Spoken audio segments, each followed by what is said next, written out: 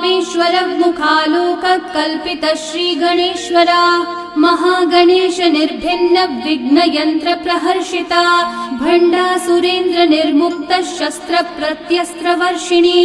करांगुली नखोत्पन्न नारायण दशाकृतिः महापाशुपतास्त्राग्नि निर्दग्धासुर सैनिका कामेश्वरास्त्र निर्दग्ध सभंडासुर शून्यका ब्रह्मोपेन्द्र महेन्द्रादि देव संस्तुत वैभवा हर नेत्राग्नि संदग्ध काम संजीवनौषधिः श्रीमद्वाग्भवकूटैक स्वरूप मुख पंकजा कंठाधक्कटि पर्यंत मध्य कूट स्वरूपिणी शक्तिकूटैकतापन्न कट्यधोभागधारिणी मूल मंत्रात्मिका मूल कूटत्रय कलेवरा